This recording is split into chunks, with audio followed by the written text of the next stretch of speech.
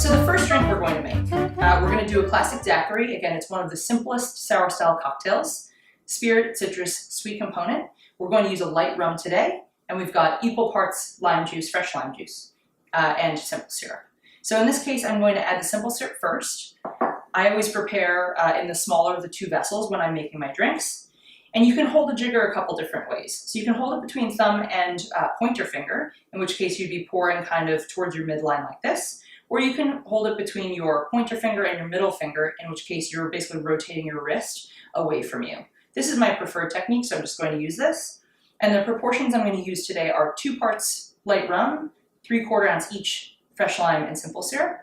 And the reason for that is I like spirit-forward cocktails, but I also like juicy cocktails. So this is great for me. It does both things. So I'm just going to very easily pour, again, 3/4 ounces in here. I'm going to take my fresh lime juice, which is strained, by the way. 3/4 ounces. And I'm just going to flip this guy over, and I'm going to add my light rum. In this case, I'm using Daiquiri.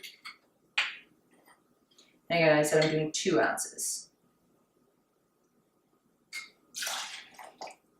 And kind of a word on technique with the jiggers, you can kind of just flop the liquid in, but it looks a little bit better and it feels a little bit better and you drip less if you do it a little bit deliberately. So I would explore that as you're making your own drink. Great, so I'm going to add ice now. I'm going to fill my shaker up. Great, and then I'm going to take the larger of the 2 shaker tins and I'm going to place it at an angle on the smaller. And then I'm going to take the meaty part of my palm and give it a nice little whack. And that, in theory, means that it's sealed, but it probably is not. So just be careful as you're doing this. I always tell people to flip the shaker unit over, so the little side, the cheater tin, is on top. And this is just a best practice for bartenders. If any liquid comes out and you're shaking over your shoulder, again, it doesn't go on your guest. And also if, God forbid, the little one shoots out, again, I'm not doing it at my guest. So this is just a best practice. It's a habit you get into. So I would also think about kind of direction that you're shaking and how you're shaking. So I'm going to show you a couple different things. Let's just say I like the right side of my face and I'm bartending, so I want to keep that side out, right? So it's going to look very different shaking this way than shaking this way or even shaking this way. So I know a lot of you guys are here for recreational, but some people actually want to become real bartenders. So I would just keep that in mind. It's part performance, right? Regardless if you're doing it at home or if you're doing it in a bar. So I'm going to shake 10 to 15 seconds, and this is basically the quality control point is you want to feel it frosting up in the shaker. And I tend to shake towards myself. This is a habit I got into when I was shaking with block ice at one of the last places I bartended. And it helped basically agitate the ice within the shaker and ensure that it was moving from end to end, which is what you want to do.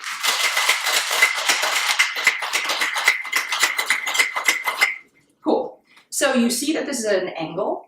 I always use this violent analogy that if this is like a little head, and this is the nose, and this is the back of the head, and these are the cheeks, I'm going to rotate this towards you now, you want to hit on the cheeks. So take that same meaty part of your palm and give it a whack, and then that is the sweet spot to open the tin. I'm going to let anything drip off in. You're going to place this on the side, and then you're ready to pour.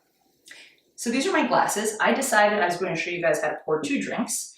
And I love frosty glasses straight from the freezer, so that's why I kept them in there as we were preparing the drink. So I'm going to take my Hawthorne strainer. In this case, I'm going to place it in spring side down, so you can see it's in there. And there's this little tab. You can use it or you don't have to use it, but I'm going to place one finger either this way or this way to keep the strainer in as well as the ice in.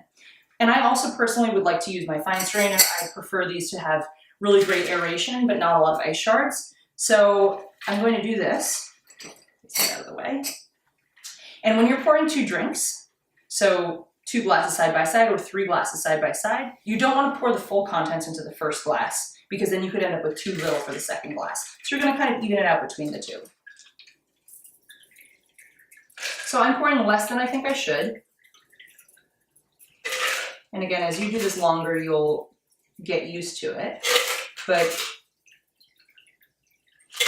this is kind of the perfect pour for these glasses. And then you want to just give it a little snap and then take the dripping sort of ice shards and you want to place this on the side and wash up your station before you're ready to make another drink. So in terms of garnishes, you can leave it ungarnished like that, or if you'd like to, you can garnish with a lime wheel. So I'll just show you how to cut that in 1 second. Great, so this is that paring knife I mentioned. It's a 3 to 4 inch paring knife is the ideal tool. And what I want to do here is I'm gonna cut wheels without slits on them. So I'm just gonna make my fingers into a little claw so I don't lose my fingers as I'm cutting. And then I'm just gonna make a nice little slice here. And if you were putting the slit in, you would put the slit in now. So you would put it the length from basically tip to tip of the lime and then cut the slices. In this case, I prefer not having them when I garnish daiquiris because I'm just gonna float it on the top. So I'm just gonna slice the lime slices themselves. And by the way, if you did this in a bar context, you would have already prepped all of your, again, your garnish of every kind, except for twists, because you want to make sure that it's every time you serve a guest, you're ready to garnish and it's not like this, 15-minute sort of ordeal.